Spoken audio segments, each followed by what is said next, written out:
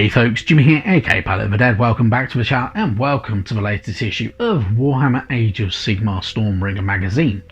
Now, as per usual with all these videos, if you like them, hit the like button, subscribe to the channel if you haven't already, and of course, drop us a comment down below. I love hearing back from you guys and it goes a massive way to helping out the channel too. Now, this week we're on issue 10 of Stormbringer magazine and we have more Stormcast Eternals in the shape of Xandrie's Truth Seekers. Xandrie's Truth Seekers are one of the Warhammer Underworld's warbands that you can get. They're pretty decent, 4 minis, all on pre-sculpted bases, all slightly unique, and none of them are identical, which is pretty damn cool.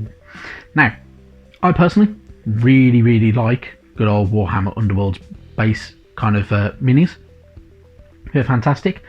You can get hold of them, so if you are unaware what Warhammer Underworlds is, it is a kind of a small skirmish box game that goes alongside the Age of Sigmar, utilising preset warbands and cards.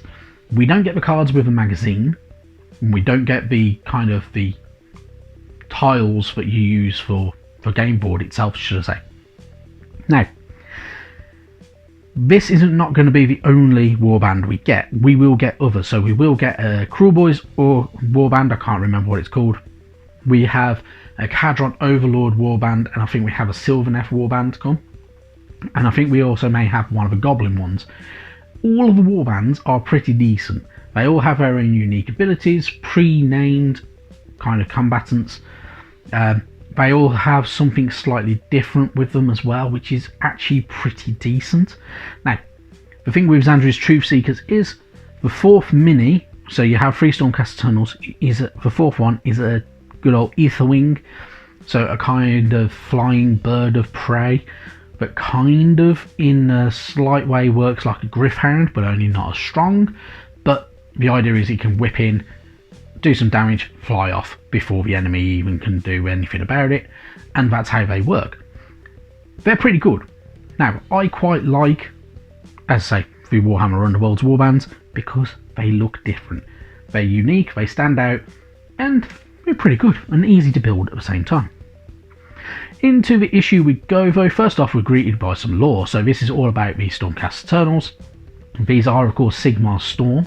So Sigmar seeks nothing less than the liberation of every single one of the mortal realms.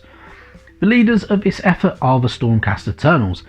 They are the blazing tip of the spear, thrust into a world of darkness and corruption, sent to save all of the realms. So, as you should already know by now, Stormcast Eternals are the Sigmarite-clad warriors. They are forged from the souls of fallen heroes or very important people, originally from some of them from the old world, brought in to good old the Age of Sigmar, and the rest of them being heroes that have kind of come about in the mortal realms and been transformed into these Sigmarite-clad stormtroopers. Really, they're kind of like Space Marines in a roundabout way. So if you're new to the Age of Sigmar and everything like that, the good old Stormcast Eternals are your generic army. So they're very kind of, they look one-dimensional, however they work in multi-levels. So they're okay in the air, they're okay at range, they're okay at melee combat, they're a bit tanky so they can take a bit of damage, and they all look very generic. So they are like Space Marines from 40k. Yeah, they just are what they are. They're very kind of faceless, and that's why some people don't like them.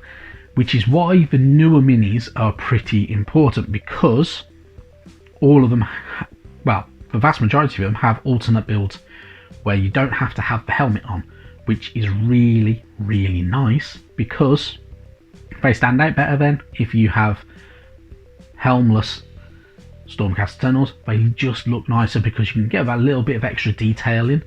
If you want something quick to build and paint though, put the helmets on, because you can just fly through them then, and makes life a lot easier if you need it to. But yeah, they're one of these decent armies. They're a good all-round army, so it's definitely worth a blast, especially if you're new. So they're pretty good. Moving on though, first off we get our good old Xandrie's Truth Seekers page. So, with Truth Seekers, obviously we have different named kind of combatants in with Truth Seekers, so and you get a decent image of all 4 of them together.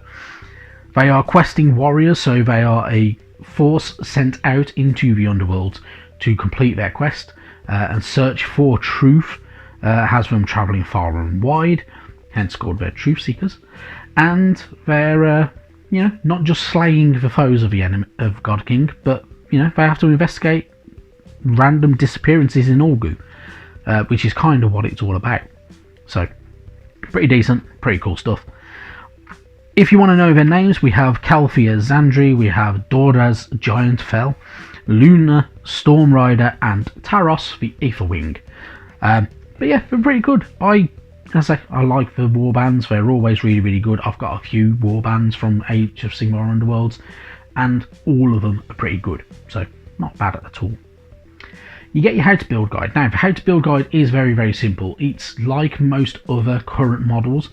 So, they are very, very easy to put together. You don't really need glue because they are push fit minis. Now, the one thing with push fit minis is sometimes you get a little bit of a weird gap in between armour. Now, I've had this on several minis, so I've had it on a couple of my orcs, and I've had it on a couple of Stormcast Eternals from every range. So, it does happen. It's a bit frustrating. If you're getting frustrated with it and it happens quite regularly to you, you might want to clip off them pegs for kind of pushing it together and gluing it instead. Entirely up to you. I'm in between. I have done that sometimes and they do finish a little bit nicer. Sometimes it doesn't go quite right and it can be a bit annoying, but it's entirely up to you if you want to do that or not. Anyway, the how to build guide is very, very straightforward. Follow it step by step. You're not going to have a problem. I'm absolutely sure of it. Your paint guide, obviously, you paint them up like your regular Stormcast Eternal. So if you've gone for the standard colouring and you're following the magazine, you are going to get the good old Hammers of Sigmar. So they're gold armoured, Cantor blue on the enamel sections of shoulder pads and stuff like that, and knee pads maybe, and shields. And that's generally it. There's a couple of other colours thrown in there, like whites and blues and a couple of silvers, and that's it. They look very generic. Otherwise though, you can go for any colour scheme you want if you're not painting up that one specific faction. Go for what you want. By all means, do what you wish with them. I personally, for Mortal Realms, I had the Lions of Sigmar. They were gold armoured with purple instead of blue. They look pretty decent and I do like them. However, this time round I've gone for a different colour scheme because I already have some of these minis already painted up like the Lions of Sigmar. So I've gone slightly different this time around, and you can too. So entirely up to you how you want to go about doing it. So if you haven't painted any of your minis yet, it's worth checking out what Storm Host appeals to you. So there's loads available and you can have a bit of fun with it as well. Otherwise though, your painting section is very, very easy. Obviously, using Catachan flesh for a tree seems weird because even you can have browns. Yeah, it's very, very easy to paint. I'm absolutely sure you'll be fine with it. But otherwise, if you're following the magazine, you're going to look like something like that. Now, the only thing I personally don't like is them bases. I think them bases look terrible. Now, I think they've painted them white because at some point what you're going to do is you're going to be using Agrax Earthshade over it, which doesn't look bad. It just could be better. Now, my personal recommendation for kind of them flagstone style bases is greys. So Mechanica Standard Grey, a dry brushing of Dawnstone, and a lighter dry brushing of Administratum Grey or Grey Seer makes them stand out, makes them look better. If you want to make them look slightly different after, by all means put over a contrast paint, slightly thinned down, maybe some Norn Oil or Agrax Earthshade if you want to.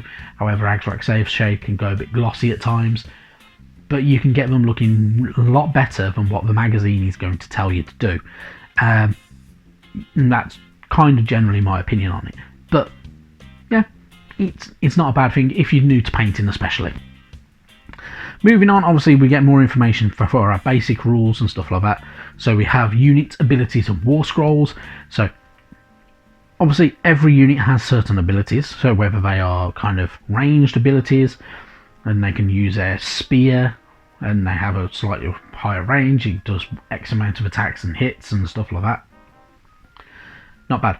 Some of them though obviously have a bow, and so they can fire at a longer range. Some of them have beacon talons, for instance. So there's always these different things, so making sure you're keeping an eye on your war scrolls for whatever units you're using, because you are going to need some of the information at some certain points.